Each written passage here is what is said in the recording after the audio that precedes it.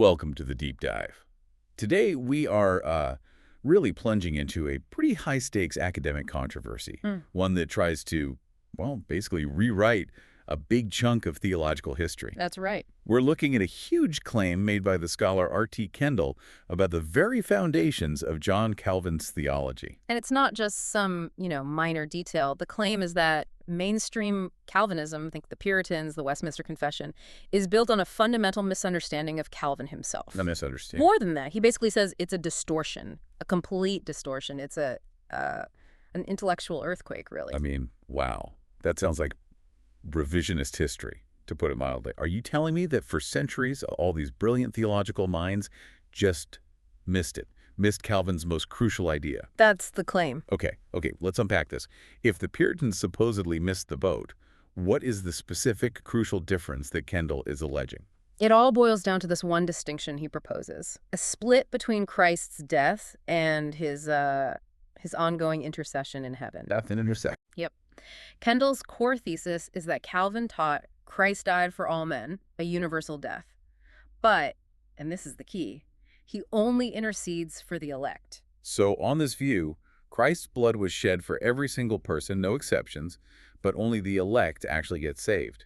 And that's because the saving mechanism isn't the death, but the intercession. Precisely. So our mission today is pretty clear. We have to dig into Calvin's own writings to see if this distinction is, actually there.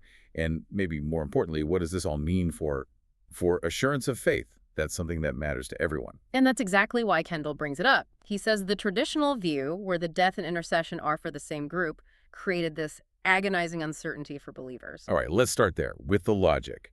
Why does making the death universal supposedly solve this problem of assurance? Well, Kendall argues that if Christ died for all, without any exception, then his death becomes a kind of pledge of God's love to all. A pledge. Yeah. Like a guarantee. Exactly. Think of it as God's universal warrant, his signature delivered to every human being, guaranteeing that they can approach him.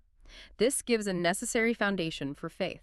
So if you're a seeker and you're worried, did Christ die for me? Kendall's version of Calvin would say, well, I'd say, don't worry about that. He died for everyone, so of course he died for you. The pledge is universal. okay, I see. The death is the universal pledge, the wide open invitation. But salvation is still limited, so where does that limitation actually kick in? It kicks in with the intercession. That's where the line is drawn. Christ died for the whole world, but he only intercedes for the elect. So the decree of election becomes effective not on the cross, but later in heaven. Right, at the Father's right hand. So faith, for Kendall's Calvin, becomes this firm knowledge of God's benevolence, which is only possible because the death gives you that universal guarantee to start with. But this is where it gets messy, right? Yeah. Because Kendall himself brings up this complication in Calvin's thought, something called temporary faith. Oh, yes. The unfortunate complication, as he called it. Calvin believed that some non-elect people could have a real but temporary experience of grace, a confused awareness, he called it. So they look and feel like real believers for a while. For a while, yes. And this is where it gets really interesting for his historical argument. Okay. Kendall claims that this idea of temporary faith is exactly what forced the later Puritans to start looking inward, examining their own experiences and their will to find assurance. Because they couldn't be sure their faith wasn't the temporary kind. Exactly. And he says this produced a view of faith that was virtually Arminian, and it's why, he claims, you can hardly find Calvin's pure thought in Westminster theology. The universal death was meant to solve the anxiety, but the temporary faith problem just created a new one. It's a fascinating theory. Yeah. But Cool. the novelty of it, that's a huge red flag, isn't it? It's a massive one. I mean, this specific split death for all intercession for some is considered completely novel and unprecedented. Kendall himself admitted he couldn't find a single scholar before him who would notice this supposedly crucial point in Calvin's thought. So if this was so central to Calvin, why did nobody notice it? For centuries, during some of the most intense theological debates in history. Right. Not only did no one notice it, but even other views that lean toward a general atonement, like Amyraldianism, they didn't make this split. What was their view? The Amyraldians argued that Christ's work as a whole was for everyone, but it was only applied by the Holy Spirit to the elect. Kendall's Calvin is much more specific. Just the death is universal, the intercession is particular. And we have historical examples of theologians just outright rejecting this idea. We do. And they show no awareness that Calvin was supposedly its champion. It's critical. Take John Davenant, a major English theologian in the 1600s. He was arguing against limiting Christ's work, but he specifically brings up and rejects the idea of separating the death, resurrection, and intercession. He says they are joined together in indissoluble union. And he's a deep student of Calvin. A very deep student. If this was Calvin's secret key, Davenant was totally unaware of it. He treated the very idea as a logical absurdity. That's pretty damning. And it doesn't stop in the 17th century. Nope.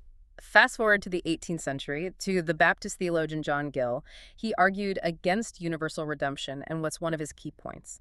That it separates the works of Christ, the redemption, and the intercession. He calls the split absurd and incredible. So for 200 years, you have brilliant minds on both sides of the debate treating this separation as a flaw, an absurdity, and never once saying, oh, but this is what Calvin taught. It strongly suggests that what Kendall claims is central to Calvin was, in fact, just absent. Okay, so let's get to the source material. We have to look at what Calvin actually said. Do the quotes Kendall uses hold up when you put them back in context?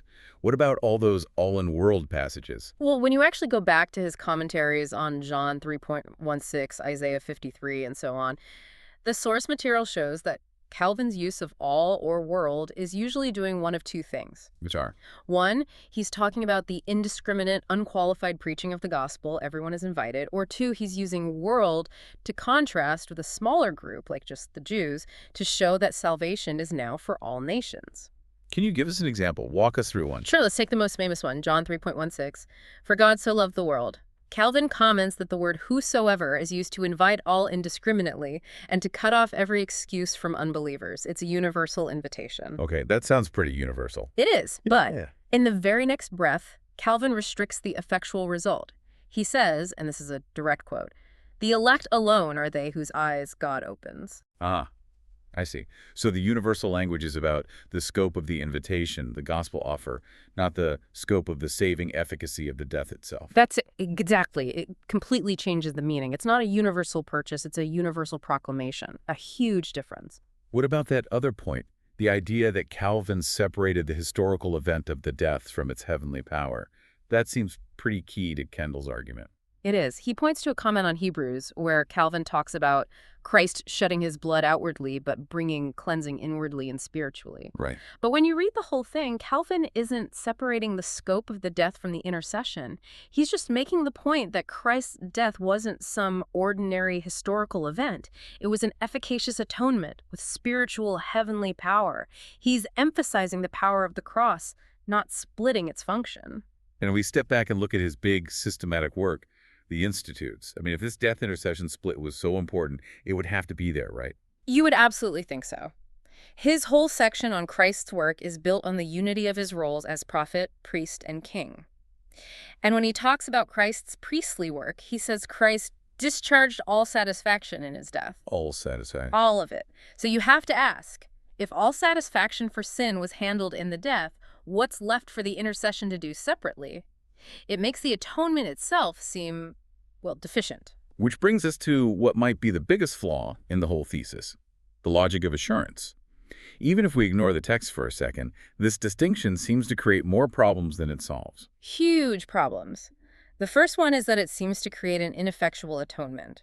If Christ's death is a universal expiation, but it doesn't actually save anyone without the intercession, then in what way did it actually expiate anything? It's an atonement that doesn't actually atone for most of the people it was for. Exactly. It's an open-ended purchase with no guarantee of fulfillment for the non-elect. So let's bring that back to the person looking for assurance. Kendall says the death for all is a pledge of God's love.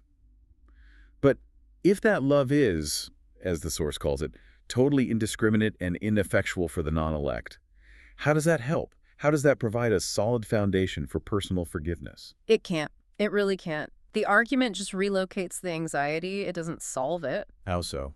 Kendall claims the universal death answers the question, how do I know Christ died for me? but it immediately forces the seeker to ask an even harder, unanswerable question. Which is, How do I know Christ intercedes for me? that's it. You've just moved the goalposts. The anxiety just follows you from the cross right up to the throne room in heaven. And since, according to this theory, Christ does not intercede for everyone, you're left with no way to know if you're a recipient of that final saving work. The assurance he promised is just pulled out from under you at the last second. The whole attempt to solve the problem by dividing Christ's work just makes it worse. It trades a historical uncertainty for a metaphysical one. So we've seen the textual evidence for this. This massive break between Calvin and the Puritans is thin at best. It seems to be built on pulling phrases out of their systematic and historical context.